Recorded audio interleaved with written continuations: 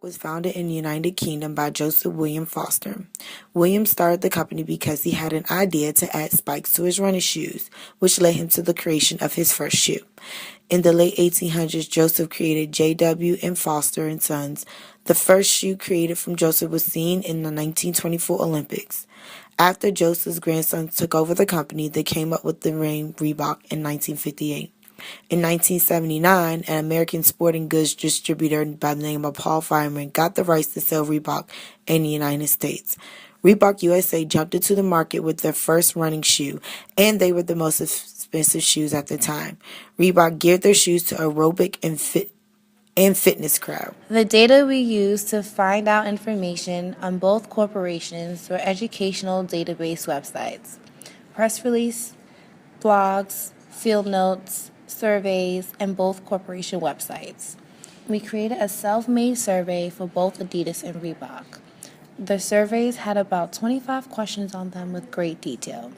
We emailed the surveys out a week in advance to make sure everyone had a chance to fill them out. We then did field notes at several locations at different stores in the malls around the DMV area to get a good variety of questions and information.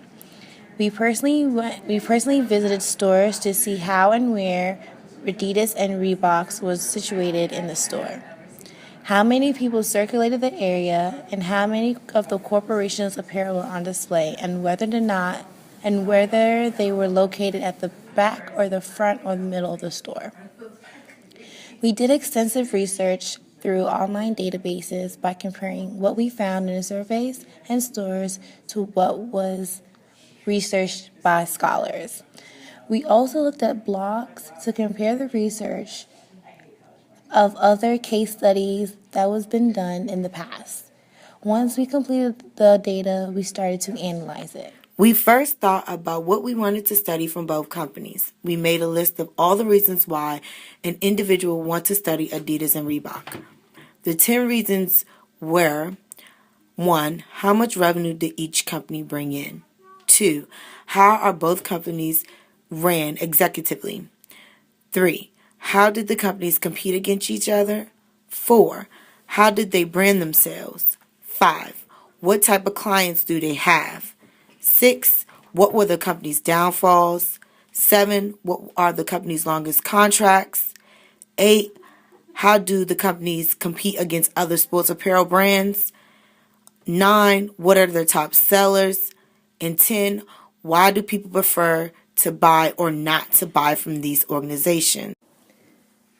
There are many themes within the Adidas Group. The first theme in Adidas Group is they are innovative and design leaders. They seek to help athletes of all skill levels to achieve peak performance with every product they bring to market. The second theme, they are consumer focused. They continuously improve the quality, look, feel, and image of their products and the organizational structures to match and exceed consumer expectations and to provide them with the highest value. The third theme, they are a global organization. They are socially and environmentally responsible. They embrace creativity and diversity and financially reward their employees and shareholders. The fourth and last theme of the Adidas Group is they are dedicated to consistently deliver outstanding financial results. The Adidas Group believes in the importance of creating and maintaining value as a global market brand. The company ensures desirable brands and satisfied consumers, developing premium products and services. Adidas has 5 core values: authenticity, they're passionate, innovative, commitment, and honesty. The core values and themes that dominate Reebok's corporation is revenue, commitment, passion, customer satisfaction, creating new contracts with new business partners, and developing a new brand for Reebok to follow. Reebok maximizes commitment, developing a new brand for Reebok to follow, passion, and revenue. Commitment. Reebok has committed to helping everyone get fit, including children. Reebok committed $30 million to First Lady's organization, Let's Move. The organization helps keep children and helps keep and get children in the United States healthy and fit. Reebok, the global fitness brand, has already invested more than $5 million over the last 3 years to provide access to fitness for elementary school children, along with free school physical activity programs that is currently in 100 elementary schools around the country. Developing a new brand for Reebok to follow. Reebok established a new symbol formerly known as a logo.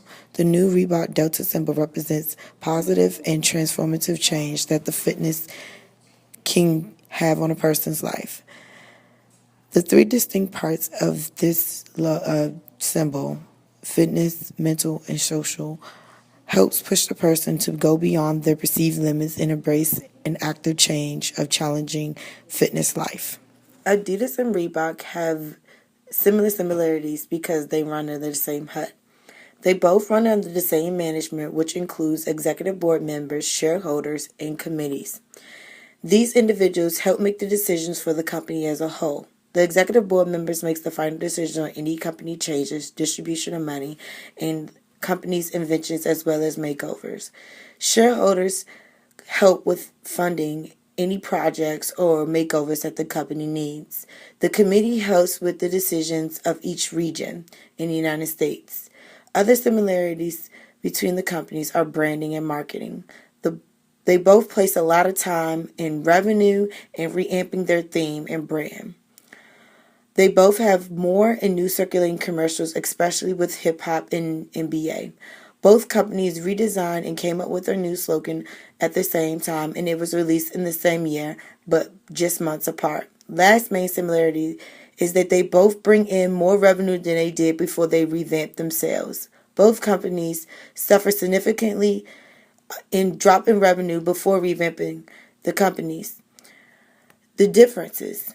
One main difference between Reebok and Adidas is Reebok seems to join more campaign work, whereas Adidas seems to sign clients to big contracts and deal with NBA athletes. This is because Adidas took a lot of Reebok clients up with them under their hut. When I did my field notes in the store, Adidas seems to have more of a selection and more variety than Reebok. Reebok had little shoe collection in the store. One of the stores didn't even have Reebok products in the store, but they had Reebok's logo on the wall. Another main difference between Reebok and Adidas is Reebok got caught up in one of the largest lawsuits by falsifying what a product did and the results it would do if you wore it. They were fined $25 million. Both multi-million-dollar corporation, Adidas and Reebok, has a systems approach when it comes to the functionalization of their organization. According to Adidas.com, a managerial function is responsible for at least one major business unit within the group.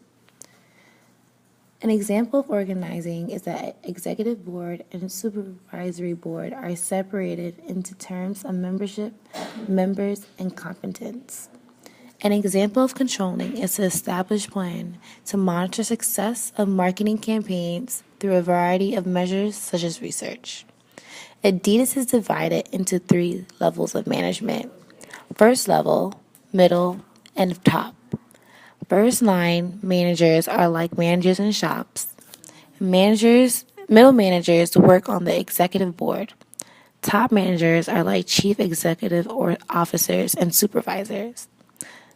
Adidas and Reebok were able to revamp their company very well. They were able to create a theme and a mission and still stand for what they've been known for. They were both able to gain their revenue back, although they were not able to gain their revenue back like they were in the 90s. They were able to maintain. They have become better at knowing what they should and should not do. They have become better with rebranding themselves and also trying to stand out on the market.